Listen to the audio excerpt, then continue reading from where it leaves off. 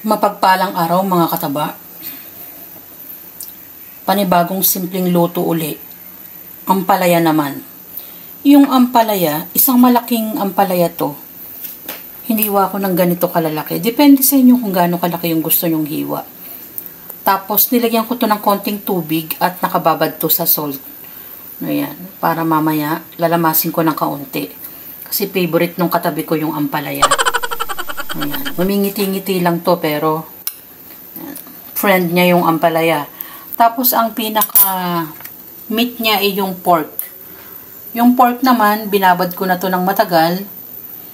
Toyo, kalamansi, bawang, paminta. Yan yung binabad ko dyan. Gisa ko lang yan sa oyster sauce.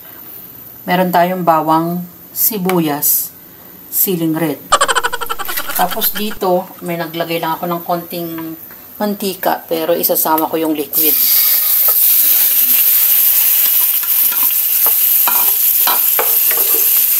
Kasi, i-drain ko to mamaya.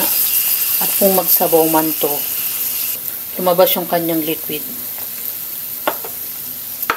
Binabawasan ko rin at ipinangpapakulo ko para mas malasa. Saka natin takpan. Ilag-ilag yung anak ko. Hindi niya alam. Wala na akong ginawa kundi umilag. Ayan. Parang try ko ng kaunti yung ating pork. Tapos, yan.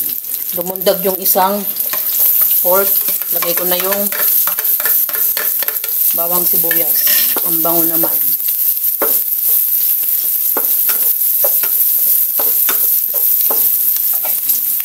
Yung liquid niya, ito mga kataba, oh. Yan. Diba? Hindi ko totally dinrain. Kasi, isa rin yan sa mga kapagpalasa. Tapos, sama na natin to. At maglagay tayo ng ibang pampalasa. Tulad ng Ajinomoto, oyster sauce,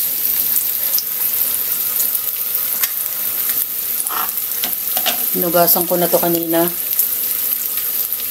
Ampalaya kasama ng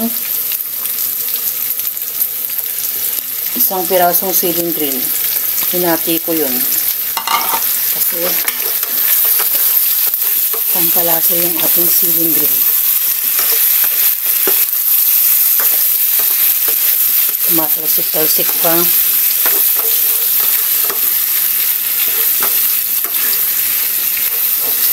Masarap yung ganitong luto mga kataba. Simpleng pagigisa lang.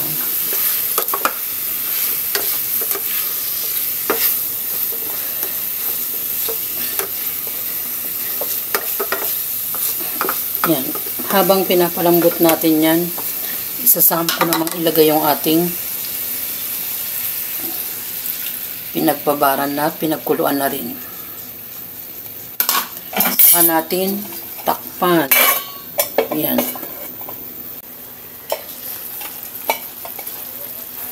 Naglagay ako ng konting salt kasi inalalayan ko lang gawa ng ating toyo at oyster sauce. Tapos yung pagkakaluto ng gulay ng ampalaya.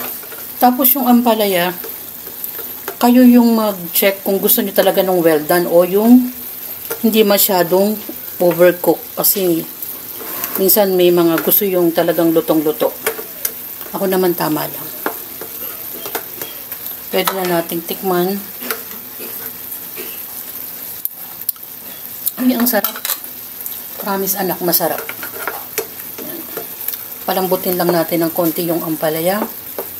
At halos luto na yan. Ang sarap niya. Panibagong luto sa ampalaya. Napakasarap ng luto na to mga kataba. Dahil yung ampalaya natin ay fresh na fresh. Isang malaking ampalaya lang yung ginamit ko dyan. At hinaluan ko ng minarinade muna natin yung pork ng mga ilang oras. Toyo, kalamansi, bawang, paminta. Ganun lang yung ating pagkakababad. Para mas malasa bago natin igisa. Yung pagigisa naman, oyster sauce din ang isa sa nakapagpalasa sa kanya. Ganun lang kasimple yung ating luto sa ampalaya na may halong pork. Enjoy, kumain, at maging masaya. Salamat sa panonood! Try nyo tong recipe na to mga kataba. Sulit talaga. Masarap. At bye! Ingat mga kataba!